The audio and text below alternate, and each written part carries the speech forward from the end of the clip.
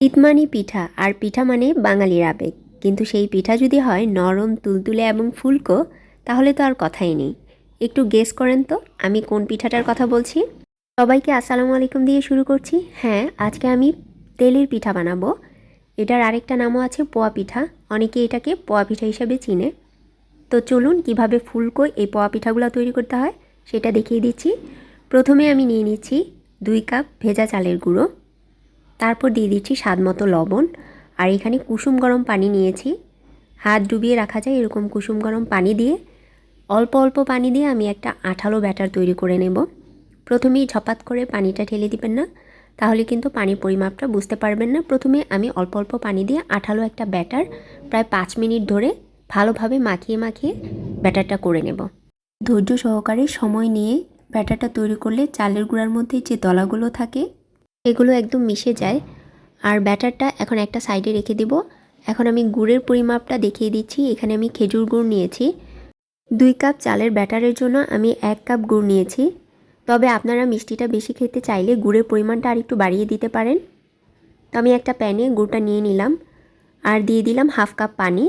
এখন নেড়ে চেড়ে চুলায় বসিয়ে গুড়টাকে আমি বলক তুলে নেব। যখন গুড়টা সুন্দরভাবে গলে যাবে তখন চুলাটা বন্ধ করে গুড়টাকে নামিয়ে কুসুম গরম অবস্থায় নিয়ে আসব। যখন গুড়টা কুসুম গরম অবস্থায় চলে আসবে তখন একটু চেক করে নেব।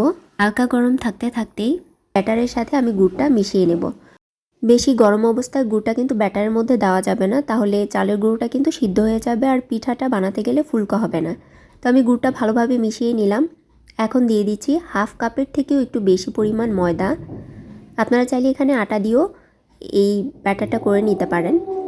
তো ভালোভাবে মিশিয়ে নিচ্ছি। প্রায় 5 থেকে 6 মিনিট ধরে আমি হ্যান্ড উইক্স দিয়ে ভালোভাবে ফেটিয়ে নিচ্ছি। এই কাজটা কিন্তু অবশ্যই করবেন। এই ফেটিয়ে নেওয়ার কারণে পিঠার ব্যাটারের মধ্যে একটা এয়ার বাবল ক্রিয়েট হয়, এতে করে পিঠাগুলো ফুলকো হয়। তো পিঠার কনসিস্টেন্সিটা ঠিক এরকম হবে, মোটামুটি ঘন একটা ব্যাটার হবে। আমি একটু দেখিয়ে দিচ্ছি, দেখতে পাচ্ছেন, দেখে নিশ্চয়ই বুঝতে পারছেন যে পিঠার কনসিস্টেন্সিটা ঠিক এরকম হবে। তো আমি রেস্টে রেখে দিব প্রায় 1 ঘন্টার মতো। হাতে সময় না থাকলে অন্তত 20 মিনিট রেখে দিবেন। তো আমি একটা মেজারমেন্ট কাপ নিয়েছি আর তেলটা ভালোভাবে গরম করে মেজারমেন্ট কাপের সাহায্যে আমি পিঠার ব্যাটারটা দিয়ে দিলাম। পিঠার ব্যাটারটা দেওয়ার সময় হাত নাড়াচাড়া করবেন না। দেখতে পাচ্ছেন যে পিঠাটা খুব সুন্দরভাবে ফুলে উঠেছে তেলে দেওয়ার সাথে সাথে। এখন একটা চামচের সাহায্যে গরম তেলটা উপরের দিকে দিয়ে দিচ্ছি, তাহলে ভেতরটাও কুক হবে আর উপরেরটাও আরও বেশি ফুলে উঠবে। পিঠার এক পাশ হয়ে গেলে অপর পাশ উল্টে পাল্টে লালচে করে ভেজে নেব।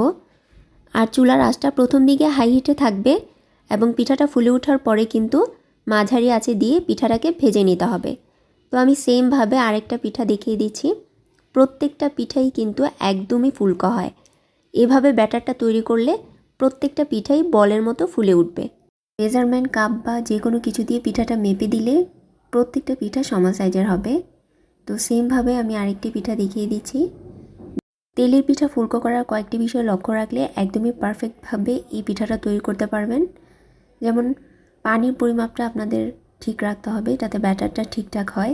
বেশি পাতলা ব্যাটার হওয়া যাবে না, মোটামুটি ঘন একটা ব্যাটার তৈরি করতে হবে। আর চুলার তাপমাত্রাটা ঠিক রাখতে হবে। প্রথম দিকে ফুলে ওঠা পর্যন্ত হাই হিটে এবং পরে মাঝারি আঁচে ভেজে নিতে হবে। গুড় বা চিনির সিরাপ যেটাই হোক না কেন হালকা গরম থাকতে থাকতে আপনারা পিঠার ব্যাটারের মধ্যে দেওয়ার চেষ্টা করবেন, তাহলে সঠিক তাপমাত্রার পানিটা দিলে পিঠার ব্যাটারটা ঠিক হবে এবং পিঠাটা ফুলবে। ধৈর্য সহকারে পিঠার ব্যাটারটা 6 থেকে 7 মিনিট ফেটিয়ে নেবেন। আর যদি হাতে সময় থাকে তাহলে 1 ঘন্টা বা আধা ঘন্টার জন্য রেস্টে রাখতে পারেন। মোটামুটি এই বিষয়গুলো লক্ষ্য রাখলে আপনাদের তেলের পিঠা বা পোয়া পিঠা একদমই বলের মতো ফুলবে এবং আমার মধ্যে প্রত্যেকটা পিঠা পারফেক্ট হবে। আমি একটা পিঠা ছিঁড়ে দেখিয়ে দিচ্ছি। দেখুন ভিতরটা কত সুন্দর হয়েছে, একদমই ফুলের মতো লাগছে দেখতে।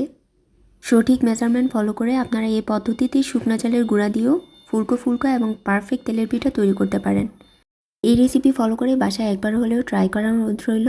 আশা করছি কেউ নিরাশ হবে না। 100% গ্যারান্টি প্রত্যেকটা পিঠাই ফুলকো হবে। ভিডিওর শেষে ছোট্ট একটা রিকোয়েস্ট থাকবে, যদি রেসিপিটা ভালো লেগে থাকে অবশ্যই একটা লাইক দিয়ে দিবেন। আজ এই পর্যন্তই, সবাই ভালো থাকবেন।